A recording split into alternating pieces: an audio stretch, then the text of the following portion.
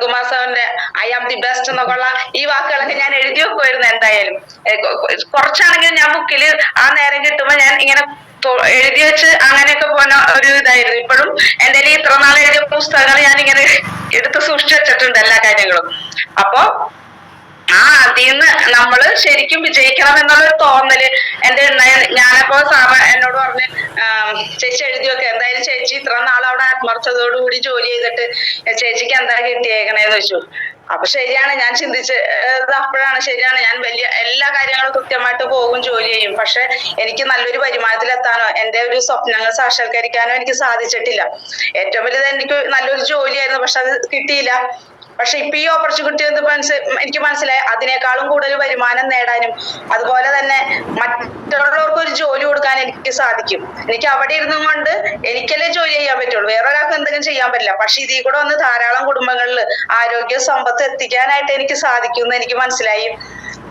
അത് അനുസരിച്ചിട്ടായിരുന്നു പിന്നെ എന്റെ പ്രവർത്തനം. ലീഡേഴ്സ് ഒക്കെ പറയുന്നതൊക്കെ കേട്ട് അങ്ങനെ ആ ഇതിൽ കൂടെ തന്നെയാണ് ഞാൻ വന്നത്. പിന്നെ മാത്രമല്ല, ഇപ്പൊ സ്വപ്നത്തെ കുറിച്ച് പറഞ്ഞപ്പോ എക്സൈറ്റ്മെന്റ് ആയതുകൊണ്ട് എന്തൊക്കെ പറയണമെന്ന് ഒരു ഇതട്ടാ.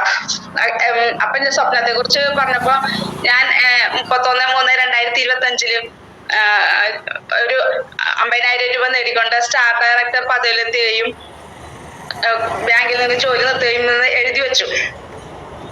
എനിക്കറിയില്ല, ഒരു മിറാക്കിൾ തന്നെയാണ് സംഭവിച്ചത്. കാരണം എന്ന് വെച്ചാൽ ബാങ്കിന്റെ ഒരു അവസ്ഥ അറിയാലോ, മാർച്ച് മാസത്തില് നമുക്ക് നിന്ന് തിരിയാൻ നേരം ഉണ്ടാവില്ല. രാവിലെ 8 മണിക്ക് ചെന്നാൽ ചിലപ്പോ 5 മണി 6 മണി, പിന്നെ ഫീൽഡ് വർക്ക്, ഇങ്ങനെ ഒത്തിരി പ്രശ്നങ്ങളായിരിക്കും. അതിന്റെ ഇടയിൽ കൂടി നമ്മുടെ ലീഡേഴ്സിന്റെയും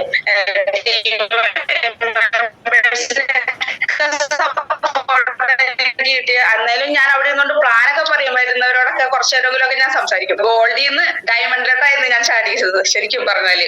അപ്പൊ എഴുതി വെച്ച കാര്യങ്ങൾ സംഭവിക്കും എന്നുള്ളത് അതോടുകൂടി എനിക്ക് ബോധ്യമായി. എന്നെ സംബന്ധിച്ച് അതൊരു വലിയ മിറാക്കിൾ തന്നെയായിരുന്നു. ഇപ്പൊ ശരിക്കും പറഞ്ഞു അല്ലെ, ഞാൻ അതുകൊണ്ട് എല്ലാവരോടും നന്ദി പറയണം. കാരണം ഈ ഒരു വിന്നിംഗ് ടീമിന്റെ കൂട്ടായ്മ അത് ഞാൻ പല പ്രോഗ്രാമിലും കണ്ടിട്ടുണ്ട്. കാരണം ഇതൊക്കെ തന്നെയാണ് ഇതിൽ പിടിച്ചു നിർത്താനായിട്ട് സഹായിച്ചത്. വേറെ ഒരു മേഖലയിലും നമുക്ക് ഇങ്ങനത്തെ ഒരു കൂട്ടായ്മ കാണാനായിട്ട് സാധിക്കില്ല. കാരണം ഓരോരുത്തരെ കൈപിടിച്ച് ഉയർത്താൻ പറ്റും എന്നുള്ളൊരു വ്യക്തമായ ഒരു ഇത് നമുക്ക് ഇതിൽ വന്നു കഴിഞ്ഞപ്പോ കിട്ടിക്കഴിഞ്ഞു.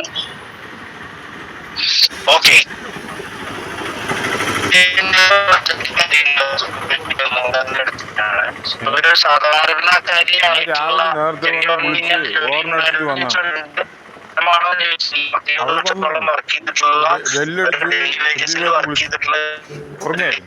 സാധാരണക്കാരിയായിട്ടുള്ള ഒരു വ്യക്തിയിൽ നിന്ന് ഇന്നിപ്പോ ഡയമണ്ട് ഡയറക്ടർ എന്ന് പറഞ്ഞു കഴിഞ്ഞാൽ ചെറിയൊരു പൊസിഷൻ അല്ല ഈ ബിസിനസ്സിലെ. ഇനിയിപ്പോ ഒരു അച്ചീവ്മെന്റ് കൂടെ ആണ് മെയിൻ ആയിട്ട് നേടാനുള്ള